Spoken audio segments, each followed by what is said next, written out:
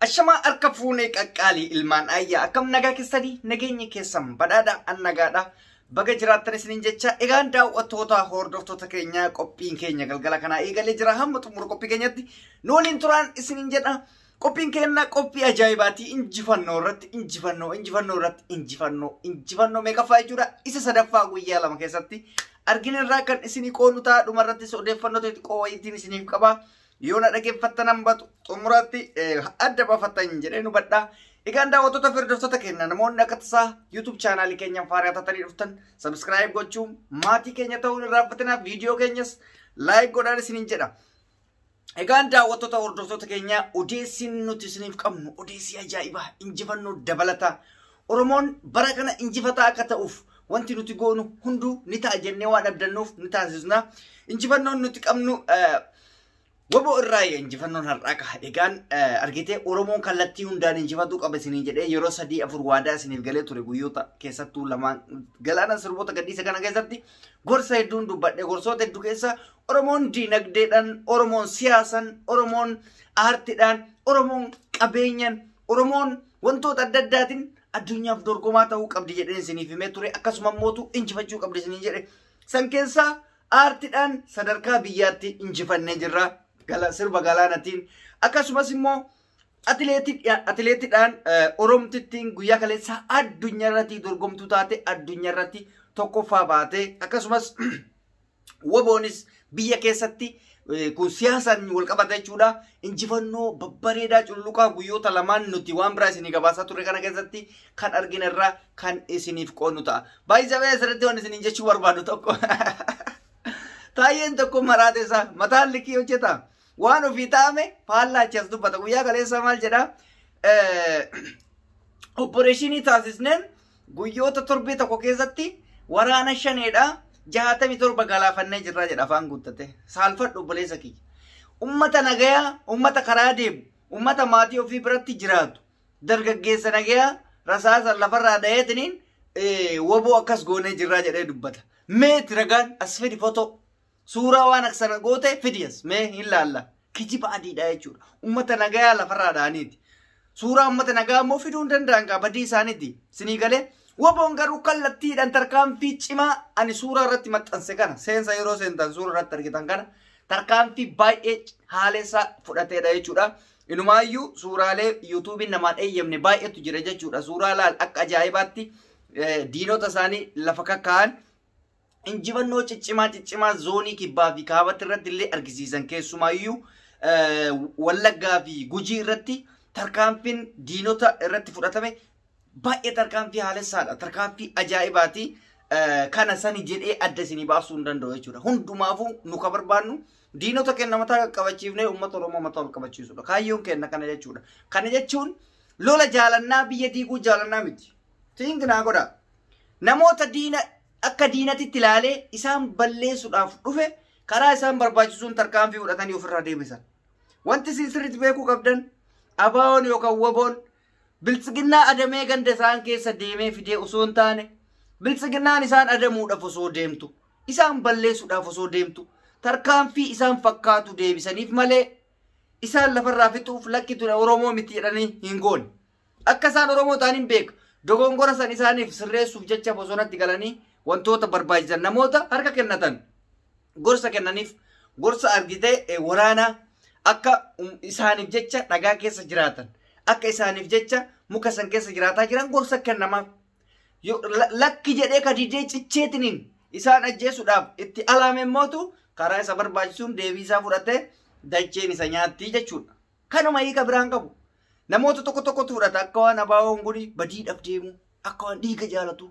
Akka waan lola jaalatu no namni jaalatee lola jaalatu hin jiru maaliif akka lubbuu namaa baasu san lubbuun isallee akka baatu waan beekuuf namni lola jaalatu hin jiru garuu dirqamni lubbuu si baasisuuf yoo deemtu yoo lubbuu keetitti si dhufanidha argitee lubbuu saba kanaa aarsaa saba kanaa gochuudhaaf malee namni jaalatee jaalatu tokkollee hin jiru jechuudha.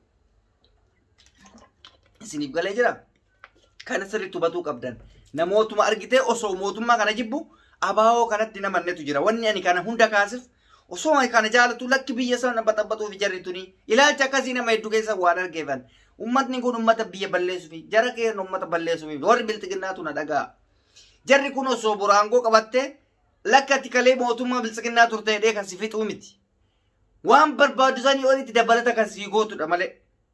Ummata kana bilisa baastes illee bilisa baasuudhaaf. Silaa dhuguma nama taatanii hammeenya isaaniif hin qabaattan deeggaruu dhabuun mirga keessan hammeenya isaanii qabaachuun qabdan. Garuu mootu wannan isinitti mukarachuun isin kadhachuu miti. Hammeenya qabaattee fi qabaachuu fi baattee kan lafarraa dhugugamaa jiru si'i malee isaanii miti. Woboon tartiiba lolan beeka. Woboon tartiiba tarkaanfiitti fudhatu beeka. Iddoo riphu beeka. Iddoo qubatu beeka. Dhallisee akkuma waraanaa namni isa ergeetiin hin deebi'ee akka barbaade godhu sanii miti. Isinii galee carraan tasaa carraan rabbii yoo akka tasaa itti dhufe achitti biqaatii yookaan dandeettii argisiisuudhaan tasa nyaatamtu jedhattiin hamtuudha. Baay'ee rabbiillee hojii jira kawaaliif ka uummata miskiinati uummata tana bilisa baasuuf jecha dhagaa fi qorra keessa ciisa malee firaasha gaarii akkatti hirkatee ciisaa bulee ganamuun gadi ba'ee dhukaasuuf injifadhaan sheemii guddaadha jechuudha. Asumaan wanni isin jechuu barbaadu takka maa inni biltsiginnaan tun dhugumatti quuftudha. Obboleettii teenna dheengadda sirba galaanaa poosti gootee turte. Tan dheengadda lubbuudhaan jirtu nagaa ishee jirtu. Sirbicha galaanaa saniyyuu karaa nagaatiin akkuma anaafsii poosti gootee sirbi gadhiifamee jira jettee walaloo isaa hojii gadhiifte. Shaneedhaa jedhanii duuban rasaasa itti gadhiisanii guyyaa kaleessaa saniif hima ture gincitti jechuudha ajjeesanii turan. Har'allee akkasumas awwaalcha isii irratti maqaa shanee jedhuun fattashan jechuudha. Maqaa shanee jedhuun uummata fattashanii dararaa oolan. Baay'isawee dubbii san BBC afaan Oromoo bilbilee jira. Mootummattis bilbile qaama shaneetittis bilbile. Mootummaan qaama shaneetu tarkaanfii irratti fudhatee jedha. Qaamni shanee isaan jedhan mootummaa tarkaanfii irratti fudhatee jedha. Uummanni immoo hin beeka kana eenyu kan tarkaanfii fudhate. Woboon maal naa godhi jedhee uummata nagaa irratti tarkaanfii fudhata. Uummata nagaa dhiisi biltsiginna irrattuu tarkaanfii fudhatu woboon yoo inni karaa hamaan ittiin deemin. Kuni waan mootummaan ofirra dhiibedha.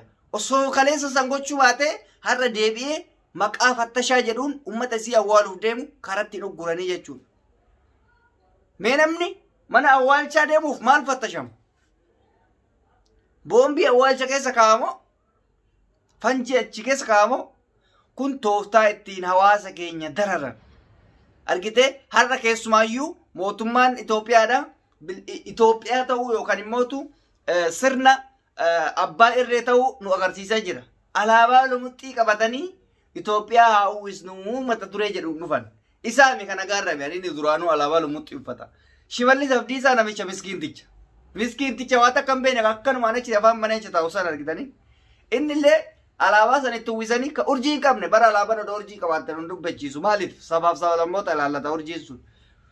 Lumuxxii nasaa kana achi kaanii Itoophiyaa uwwisnu maal uwwisan soolaadha moo maayin biyyee uffadhu ati jechuuf abaarsa. Egaan inni kanaan xumurama jechuudha. Egaan daawwattoota keenya dhumarratti irra deebiidhaan kan afaan na callisuu hin dandeenye sirbi galaanaa gaaromsaa beeka gahee warra naan jettaniif 900 gahee jira. Baga gammaddan 900 1,100 takka hafe tana halkan takkatti tanatti akka miliyoona guunnuun beeyna akkuma miliyoona guunnatti itti ilaala. Injifattanii jirtan irra ooltanii jirtan kana bakka xiiqii bartanii jirtan Oromoon naqee jira dur YouTubein kunu bakka seenuun waan adda itti fakkaatu uummata keenya kana YouTubeii seenan. YouTubeii kana akka waan xalaatatti ilaalan. Faayidaa YouTubeii har'a ilaala. Beekamtii inni artistoota kennaa kennu. Cimina inni artistoota kennaa kennu. Cimina aartii kana addunyaatti akka dorgomnuuf nu godhu. YouTubein maal akka ta'e baradha. Argitanii miti? Daran haamilee namatti toraadha. Oromoo fayyadaadha. Osoo duraan taate tokkoffaa subscribe gochuu hin beekanii kadhataa turte. Subscribe maan inni jedhan waan diimtuu sanii jechaanii turte. Lakkii nu didee nuun tuqamu namoota yoo jedhan sarara sadii san tuqaatiin ooppiin ka jedhu tuqaatiniin subscribe godhaafi jennee waggaa meeqaa ol uummata keenya barsiisaa turre. Kun qabsoo mataa isaa danda'edha.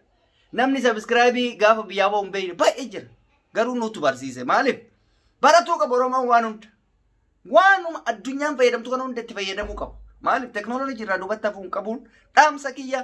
Egaan daawwattoota hordoftoota keenya Arreedii Adam Tube namoonni chaanaalii keenya faarii taatan subscribe gochuun maatii keenya ta'a isin jaalladha isin kabaja viidiyoo keenya illee like gochuun irraa fatina yaada keessan koomentiin kennadha isin irraa qeeballa isiniin jira turtii gaarii qabaadhaa fayyaanaa ta'a.